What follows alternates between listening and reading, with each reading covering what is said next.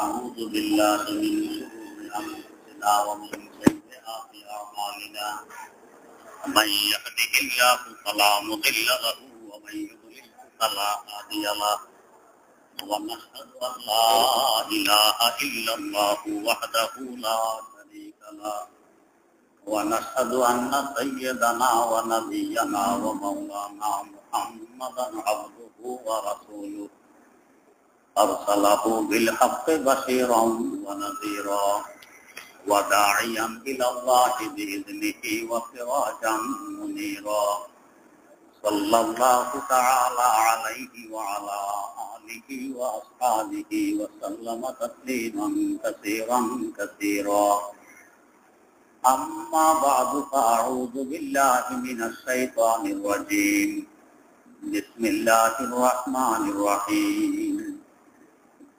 يسألونك عن الساعة أيان مرساها قل إنما علمها عند ربي لا يجليها لوقتها إلا هو ثقلت في السماوات والأرض لا تأتيكم إلا بغتة يسألونك كأنك حفي عنها قل إنما علمها عند الله ولكن أكثر الناس لا يعلمون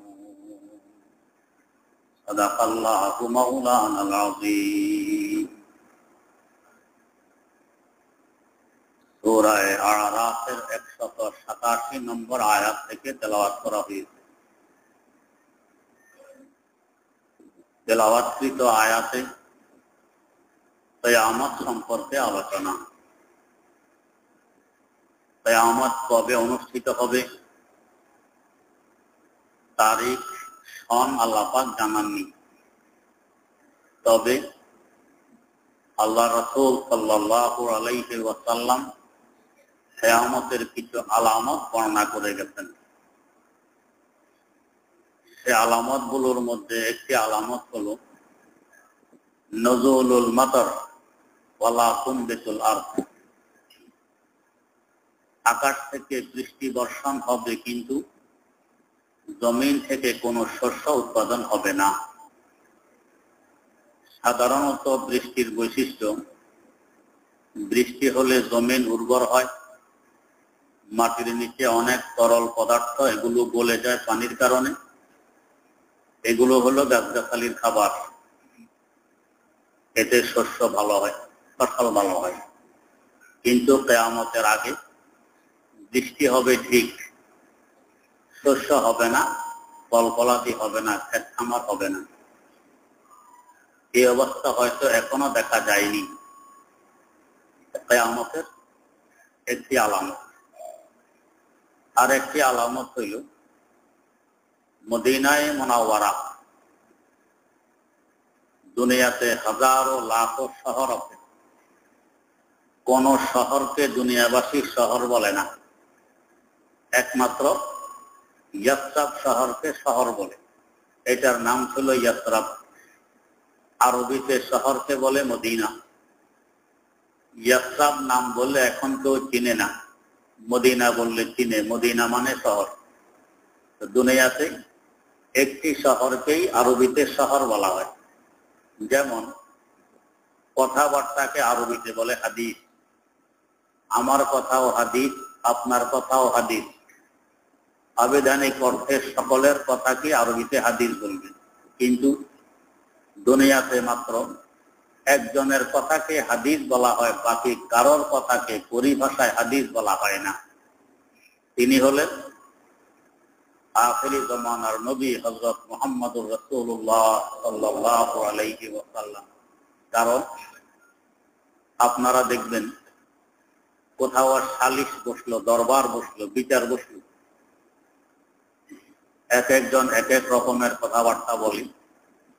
যার কথাটি খুব গ্রহণযোগ্য হয়, মূল্যবান হয়, তখন বলা হয় কি, হ্যাঁ আপনি বলেছেন কথার কথা, এই না হলো কথা, এই না হলো আসল কথা। এতক্ষণ যে এত লোকজন বললো, ওগুলো তো কথাই ছিল, কিন্তু ওগুলোর এত মূল্য নেই যে মূল্য এই কথাটা। এইটাকে বলে এই না হলো কথার কথা। তো জগৎবাসী হাজারো কথা বলে, কিন্তু আল্লাহ রাসূল সাল্লাল্লাহু আলাইহি ওয়াসাল্লামের কথার সামনে এগুলোর কোনো মূল্য নেই।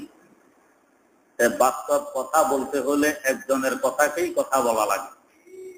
তাই জগৎবাসী ওই একজনের কথাকে হাদিস বলে, অন্য কারো কথাকে হাদিস বলে না। হাদিস মানে কথা। ঠিক তেমনি ভাবে পুরা বিশ্বে হাজারো লাখ শহর আছে, কোন শহরকে আরবিতে শহর বলে না, মদিনা বলেন। মদিনা মানে শহর। একমাত্র ইয়াসরাব শহরকে মদিনা বলে। এমনকি এখন ইয়াসরাব বললে কেউ চিনেও না, বুঝেও না, মদিনা বললে চিনে আর বুঝে। তো এই মদিনায় মুনাওয়ারা পৃথিবীর শ্রেষ্ঠতম দুইটি শহরের একটি। মক্কায়ে মুকাররমার পরেই যার স্থান। এই শহরটি এক সময় অনাবাদ হয়ে পড়বে, মানুষ এখানে আসবে না, বসতি করবে না। তো যখন দেখবে মদিনায় মুনাওয়ারা অনাবাদ হয়ে পড়ছে, কুলুবুহু আনিস সুকান, কেউ এখানে বসবাস করে না, বুঝতে হবে কিয়ামত সন্নিকটে। এখন তো মাশাআল্লাহ মদিনার বড় চেহেল পেহেল, মদিনার বড় রৌনক, মদিনার বড় শান শওকত, এখানে গেলে বুঝে আসে। কিন্তু এক সময় বিরাম হয়ে থাকবে, মানুষ এখানে বসতি করবে না, বুঝতে হবে কিয়ামত সন্নিকটে। আরেকটি কিয়ামতের আলামত হলো তাকাল্লুমুস সিবা ওয়ান নাল ওয়াল ফাখিস ওয়াশ শিরাক। জুতায় কথা বলবে, এমনকি জুতার পিতা কথা বলবে, হিংস্র প্রাণী কথা বলবে, এমনকি মানুষের উরু রান পর্যন্ত কথা বলবে। কি সম্পর্কে কথা? বেহায়াই, অশ্লীলতা, নির্লজ্জতা এই পরিমাণ বাড়বে, লজ্জা শরম বিদায় নিবে। স্বামী স্ত্রীকে বাড়ি রেখে গেছে কাজকর্মের বাইরে, অফিস আদালতে, এর ফাঁকে স্ত্রী নিজের ইজ্জত ধরম সব নষ্ট করবে, আমানতের খেয়ানত করবে, পরকীয়া প্রেমে লিপ্ত থাকবে। স্বামী ঘরে আসবে, তখন ঘরে যে জুতা রাখা আছে জুতায় বলে দিবে যে তোমার স্ত্রী আজ অমকের সাথে অবৈধ কাজে লিপ্ত হয়েছে, পরকীয়া প্রেমে লিপ্ত ছিল। জুতার পিতায় বলে দিবে, এমনকি তার উরু বলে দিবে যে এই উরু এ রান ব্যবহার করেছে অমুক পুরুষ। যখন এই অবস্থা দেখা দিবে যে বুঝবে কিয়ামত সন্নিকটে। এই অবস্থাটাও মনে হয় যেন বেশি দূরে নয়, আল্লাহ মাফ করুক। দুনিয়ার খোঁজ খবর রাখলে তো দেখা যায় কি অবস্থা। অশান্তির আগুনে, অশ্লীলতার আগুনে আমরা জ্বলতেছি আর ভুগতেছি। ঘরে ঘরে অশান্তি, স্বামী স্ত্রীর মিল নেই। স্বামী আরেক মহিলাকে ভালোবাসে, স্ত্রী বড় যন্ত্রণায় আছে, পেরেশান। স্ত্রী আরেক পুরুষকে ভালোবাসে, স্বামী বড় পেরেশান। গতকালকে এরকম ঘটনা আমার কাছে আসে। আল্লাহ মাফ করুক, ঘরে ঘরে এইভাবে আগুন জ্বলতেছে। কেন? বেহায়ের কারণে, অশ্লীলতার কারণে, বেপরদিগির কারণে, দ্বীনি শিক্ষা না থাকার কারণে। যদি দ্বীনি শিক্ষা থাকতো, দ্বীন আমাদের ঘরে থাকতো, পর্দা আমাদের ঘরে থাকতো, তাহলে এই সমস্যার সম্মুখীন আমরা হতাম না। এমনকি পুরুষের বড় ছেলে ঘরে আছে, বড় মেয়ে ঘরে আছে, বিবাহিতা মেয়েও আছে, এরপরও এই পুরুষ আরেকজনের স্ত্রীকে নিয়ে, আরেকজনের মেয়েকে নিয়ে তামাশায় মতো, নিজের স্ত্রীর খোঁজ খবর নেই, ঝগড়া। নিজের ছেলে মেয়েরা জানে আমার আব্বার এই অবস্থা। এগুলো কিয়ামতের আলামত। তেমনি ভাবে ছেলে মেয়েরা জানে আমার মা আরেক পুরুষের সাথে সম্পর্ক রাখে, অথচ আমার আব্বা আছে। কিন্তু মা এতে লজ্জাবোধ করে না, স্বামী এতে শরম পায় না, লজ্জাবোধ করে না, এগুলোকে তুচ্ছ মনে করে। এক সময় হতে হতে নিজের ছেলেরা, নিজের মেয়েরা, এদেরকেও পিতা মাতা কন্ট্রোল করে না। যৌবনকালে এরকম কিছু করেই, আল্লাহ মাফ করুক। কেন যৌবনকালে এরকম কিছু করবে? যৌবনকালটাই তো খুব বেশি হেফাজত করার কাল, এটাকেই তো সংরক্ষণ করার কাল। বৃদ্ধকালে তোমার এগুলো করার আর চাহিদা থাকবে, তো তখন তো এমনি পরেজগার হয়। কোন বুজুর্গ বলছিল, দরজওয়ানে তওবা করদাম শিওয়া এ পয়গম্বরি, দরজওয়ানে তওবা করদাম শিওয়া এ পয়গম্বরি, वक्त पीरी गुर्ग जालिम निशावत परहेजगार, वक्त पीरी गुर्ग जालिम निशावत परहेजगार। বাঘ, সিংহ কি পরিমাণ জুলুম করে হরিণের উপর, কি পরিমাণ জুলুম করে গরুর উপর, কি পরিমাণ জুলুম করে ছাগলের উপর, কি পরিমাণ জুলুম করে বেড়া দুম্বার উপর, খুব জুলুম করে। কিন্তু এরা এটা ভাবেও না যে আমি জুলুম করতেছি। যখন বুড়া হয় শরীরে আর শক্তি থাকে না, তো এখন কয় না আমার ভিতরে তাকওয়া আছে, পরেজগারি আছে, আমি খোদাকে ভয় করি, জুলুম অত্যাচার পছন্দ করি না। এখন জুলুম করার শক্তি তো গায়ে নেই, তো পরেজগার হওয়া ছাড়া কোন গতি আছে? তা আমাদের মানুষগুলোরও ওই বাঘার সিংহের মতো স্বভাব। যৌবনকালে কত কিছু করেই, উল্টা পাল্টা যত চলার আছে চলে, বুড়ো হয়ে গেল তো এখন আর শক্তি নেই, তো পরেজগার সাজে, এখন তসবির ছড়া হাতে নেয়, মসজিদে আসে আর করে যায়। এরপরও কিন্তু সমস্যা করে, রিটায়ার করছে, কাজকর্ম তো নেই। ঘরে বেশি সময় থাকলে ঘরওয়ালারাও এটা বেশি পছন্দ করে না যে বুড়া বেশি সময় ঘরে থাকুক, কারণ থাকলেই তো সমস্যা করে। তো এই বেচারা ঘরেও শান্তি পায় না, তো আগে ভাগে মসজিদে আসে 12টার আগে। তো মসজিদের খাদেম মসজিদ সাফাই করে, জোহরে তো নামাজ তো হবে 1:15, তো 12:30টায় শুরু করলেও চলে। এ তো 12টা বাজে আসছে, দুয়ার বন্ধ, এই শুরু করছে। হ্যাঁ, বেতন দিয়ে খাদেম রাখছি, 12টা বাজে দুয়ার বন্ধ, এই খাদেম কোথায় থাকো তুমি? খাদেমের সাথে ঝগড়া, মুয়াজ্জিনের সাথে ঝগড়া, ইমাম যদি 1-8 মিনিট দেরিতে আসে তো ঝগড়া। তাহলে এখানে আসে ঝগড়াই লিখত, আর মনে মনে ভাবে আমি বড় পরেজগার, আগে ভাগে মসজিদে আসি। আগে ভাগে মসজিদে আসা তো ভালো কথা, কিন্তু এসে যে ঝগড়ায় লিপ্ত হইলাম, আগে আসার যে সওয়াব পাইতাম কয়েক গুণ বেশি গুনাহ নিয়ে করে দিচ্ছি ঝগড়ার কারণে। তা করলাম তো করলাম, ঝগড়া কার সাথে? মসজিদের খাদেম, মুয়াজ্জিন, ইমাম সাহেবের সাথে। মনে হয় যেন ইমাম সাহেব কিছুই বোঝে না, আমি সব বুঝি। আর এখন যেহেতু কাজকর্ম নেই, তো বাংলা উচ্চারণওয়ালা কোরআন শরীফ কিনছে, কিনে হিডা পড়ে, ওই কয় কি আমি কোরআন গবেষণা করি। আল্লাহ, সারা জিন্দিগি কোরআনের ভিতরে যারা ডুবে আছে, এরা তো এই কথা বলার সাহস পায় না যে আমি কোরআন নিয়ে গবেষণা করি। আর হে আরবিতে করতে পারে না, বাংলা উচ্চারণ করে, তো আমি কোরআন নিয়ে গবেষণা করি। এই গবেষণা নিয়ে ইমামের সাথে একটা ঝগড়া, ইমাম সাহেব বোঝে না, আমি বুঝি। কিন্তু একদিন এক মসজিদের ইমাম সাহেব 0.5 মিনিট দেরি গেছে, মাগরিবের সময় 0.5 মিনিট দেরি গেছে। এবার চিল্লে আরম্ভ করছে এক বুড়া, হ্যাঁ আপনি সবসময় দেরিতে আসেন, এই সেই আপনি ইমাম দেরিতে আসেন। ইমাম সাহেব বেচারা জওয়ান মানুষ, রক্ত গরম, তো টেনে নিয়ে সামনে আনছে, আজকে নামাজ আপনি পড়াই দিন। আমি যখন দেরিতে আসি, আজকে আপনি এখন পড়াতে রাজি না, কোনা পড়াইতে হবে, নামাজ ঝুঁকি নেই। বেচারা ভয়, এরপর থেকে আর ইমাম সাহেবের সাথে ঝগড়া করে না। একদিন এসি, আল্লাহ মাফ করুক। আরেক জায়গায় এরকম ইমাম সাহেব আছে মসজিদের হুজরায়, ওই বস্তির লোকেরা হাউস থেকে পানি নিয়ে যায়।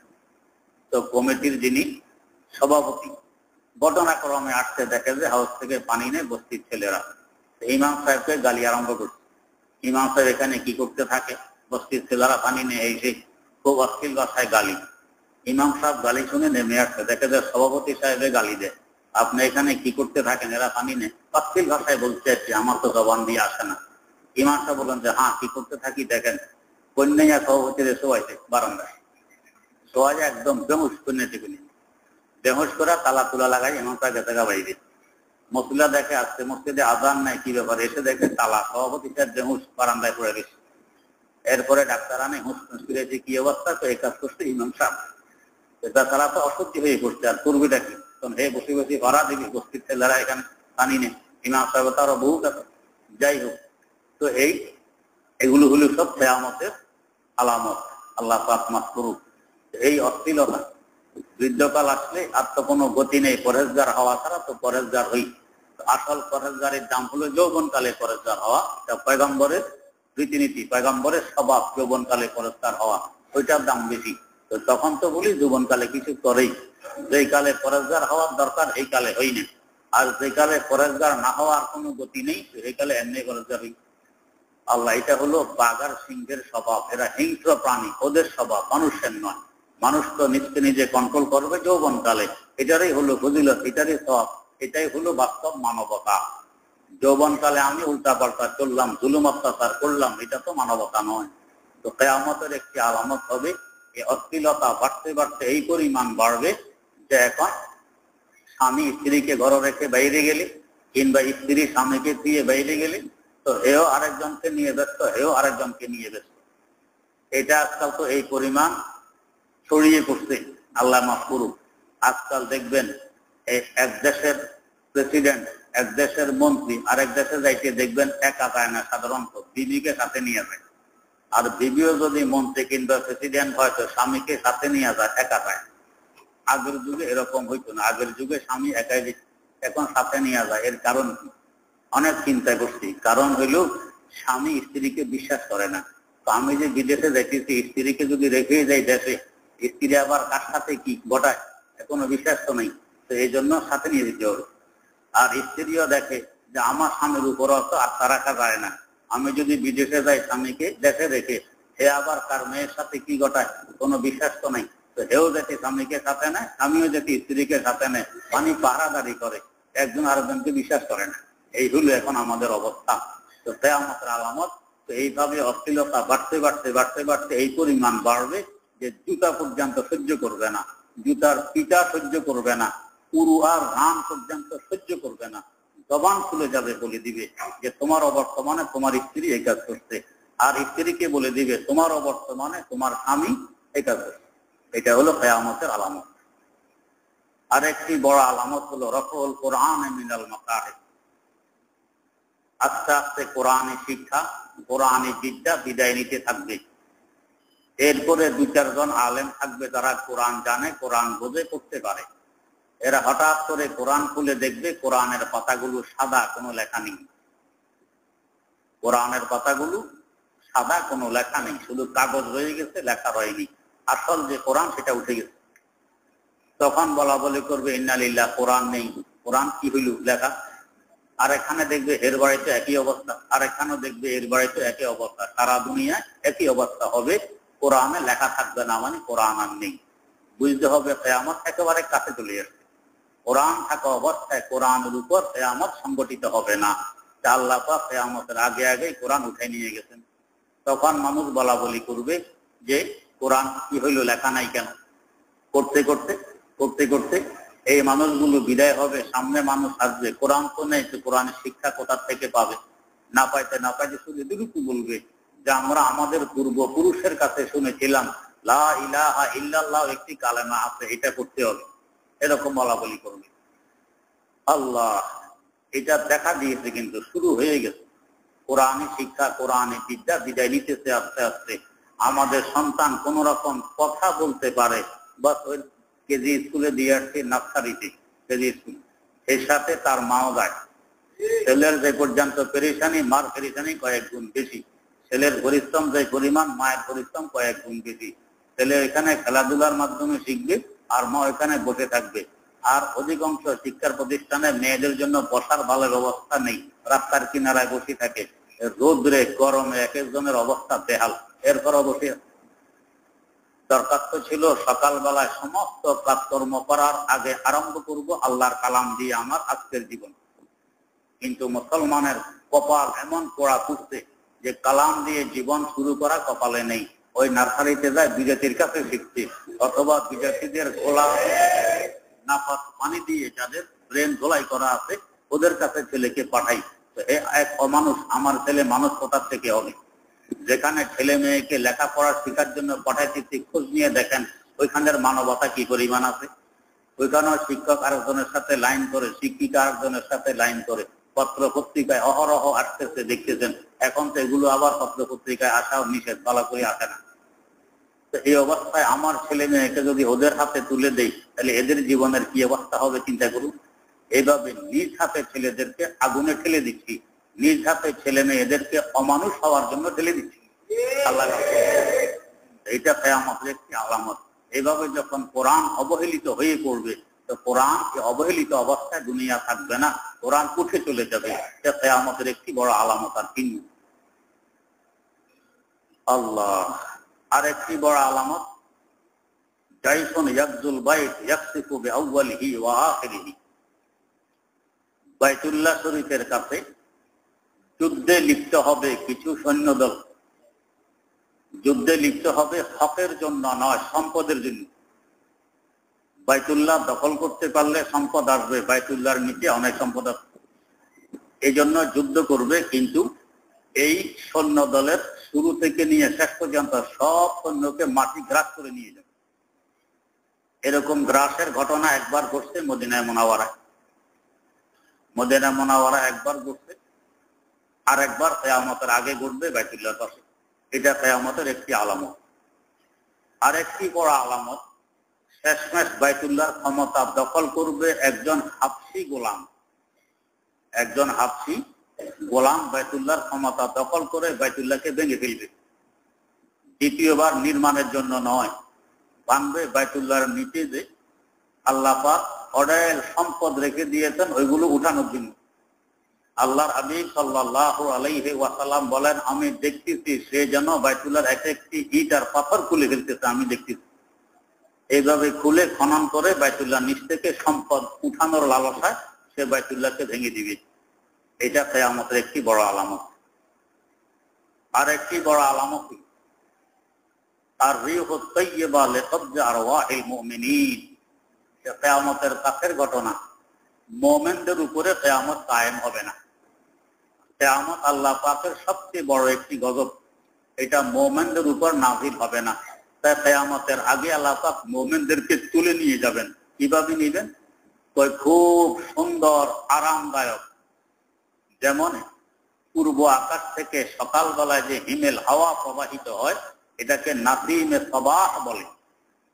তো এই নাসিমে সবার নে হিমেল হাওয়া প্রবাহিত হবে, বড় আরামদায়ক মনে হবে। কিন্তু এই বাতাস প্রবাহিত হওয়ার সাথে সাথে সমস্ত মুমিনদের রূহ কব্জ হয়ে যাবে, মুমিন কেউ থাকবে না। পুরা দুনিয়া শুধু তখন কাফের আর কাফের থাকবে, মুমিনদের বিদায় ঘটবে। দুনিয়াতে যখন কোন মুমিন থাকবে না, মুমিনদের বিদায় ঘটবে, তখন আল্লাহ পাক দুনিয়াও রাখবেন না, কিয়ামত কায়েম হবে। সবচেয়ে বড় গজব তখন নাজিল হবে এই কাফের, মুশরিক, বদ্দিন, নাস্তিক, মুরতাদ এদের উপর। কিয়ামতের বড় একটি আলামত। আর একটি বড় আলামত হইল, শেষ জমানার কিছু লোকজন এসে আগের জমানার বড় বড় বুজুর্গ, বড় বড় আলেম, বড় বড় ইমামদেরকে গালি দিবে। লাআনা আখিরুল উম্মতে আউয়ালাহা। উম্মতের শেষ জমানার মানুষেরা আগের জমানার বড় বড় মানুষদেরকে লানত দিবে, গালি দিবে। আল্লাহ মাফ করুক, এটা এখন শুরু হয়ে গেছে। বিশেষ করে আমাদের দেশে একটি সম্প্রদায়, এরা এদেরকে আহলে হাদিস বলে দাবি করে। এদের মধ্যে পাওয়া যায় এরা আগের যুগের বড় বড় ইমামদেরকে লানত দিয়ে গালি দেয়। এমনকি আমার উস্তাদ আল্লামা আব্দুর রশিদ নোমানী রাহিমাহুল্লাহ, বড় নক্কাদে হাদিস, হাদিস বিষয়ে অনেক বড় হাদিস বিশারদ, উনি গেলেন বাইতুল্লাহ শরীফে, গিয়ে দেখেন যে এক জায়গায় কোন জালেম লিখে রাখছে লানাতুল্লাহ আলা আবি হানিফা, আবু হানিফার উপরে আল্লাহ লানত হোক।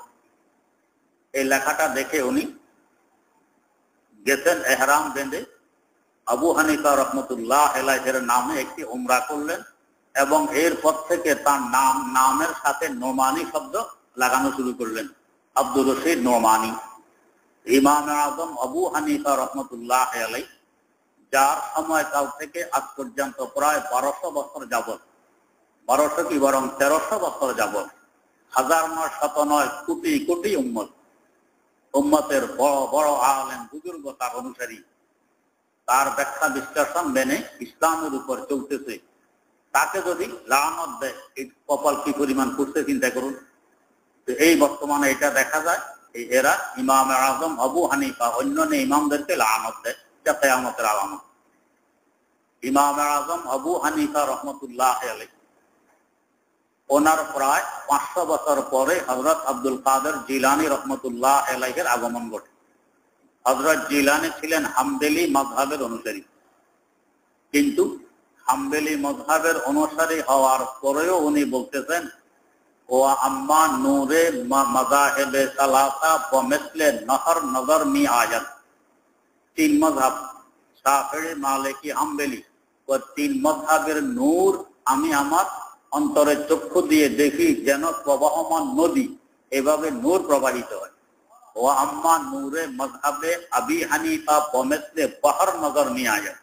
তবে আবু হানিফার মযহাবের নূর আমি দেখতেছি সাগরের ন্যায় প্রবাহমান। আরেক মযহাবের ইমাম হওয়ার পরও এই মযহাবের নূর দেখতেছেন সাগরের ন্যায়।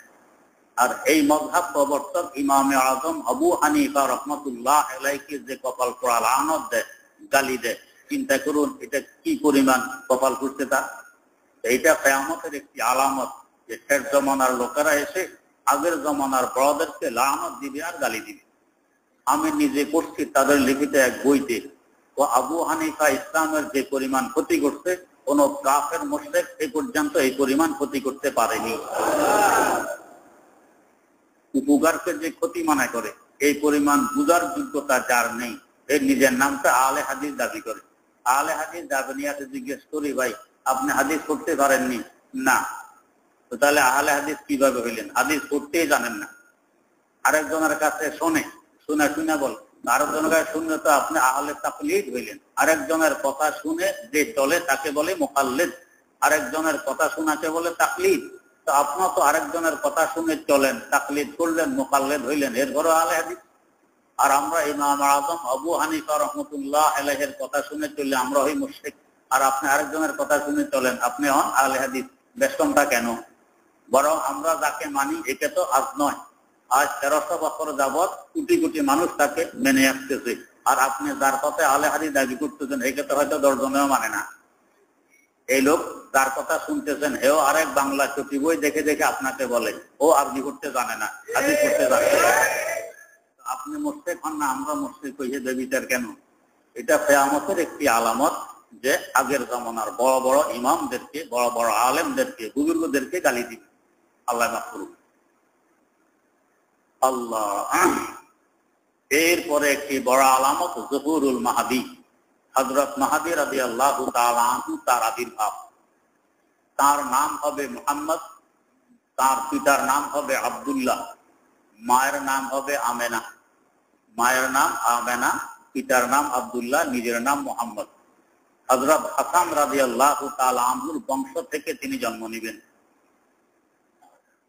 হযরত হাসান এবং হুসাইন হুজুরের দুই ছেলে, হযরত আলী মুরতাদা রাদিয়াল্লাহু আনহুর দুই ছেলে, হুজুরের দুই নাতি। এই দুই ছেলের মধ্যে বড় জনের নাম হাসান, ওনার বংশ থেকে আবির্ভাব ঘটবে হযরত মাহদীর।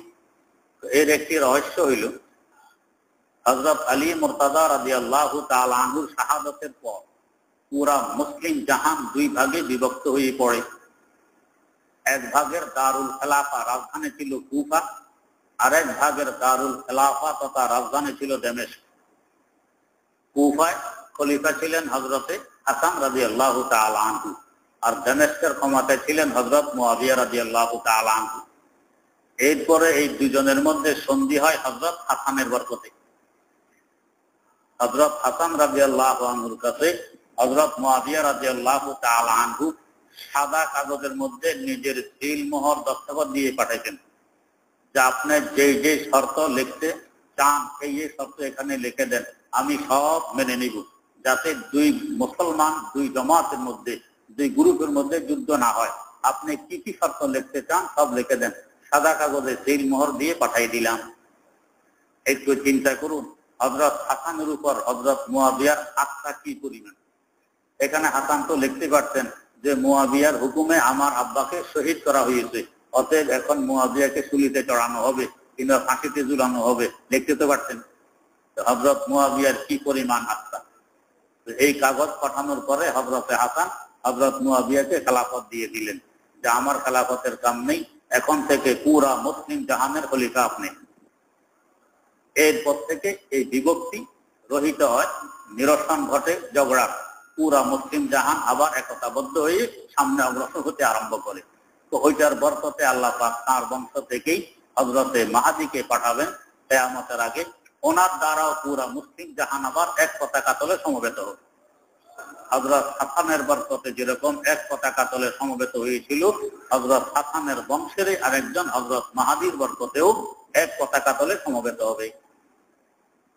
আল্লাহ। হযরত রাসূল আকরাম সাল্লাল্লাহু আলাইহি ওয়াসাল্লামের যে হুলিয়া মুবারক আমরা হাদিস গ্রন্থে পাই, তার শামায়েল, তার আদব আখলাক, রীতি নীতি, চাল চলন, আচার আচরণ, এগুলো হুবহু সব হযরত মাহাদির মধ্যে পরিলক্ষিত হবে। তবে তিনি তখন আরবে বসবাস করবেন না, বসবাস করবেন আরো পূর্ব দিকে খোরাসান নামী এলাকায়। তৎকালীন বিশ্বে খোরাসান বলা হইত আফগানিস্তান, ইরানের কিছু অংশ এবং আফগানিস্তানের পাশে রাশিয়ার কিছু অংশ, এই পুরা এলাকাকে একসাথে খোরাসান বলা হইত। তো এই এলাকায় তিনি বসবাস করবেন, এখান থেকে তার আবির্ভাব ঘটবে। তবে খেলাফতের বয়স নেবেন কিন্তু বাইতুল্লাহ শরীফে। তো হযরত হাসানের আবির্ভাব যখন, হযরত মাহাদির আবির্ভাব যখন ঘটবে, তো বুঝতে হবে কিয়ামত আর বেশি বাকি নেই, অতি নিকটে চলে আসছে। হযরত মাহাদি সম্পর্কে আরো বিস্তারিত কিছু আলোচনার প্রয়োজন আছে বলে মনে করি। আল্লাহ রাব্বুল আলামিন তৌফিক দিলে ইনশাআল্লাহ আগামী মজলিসে হবে। সুবহানাকাল্লাহুম্মা ওয়া বিহামদিকা আশহাদু আল্লা ইলাহা ইল্লা আনতা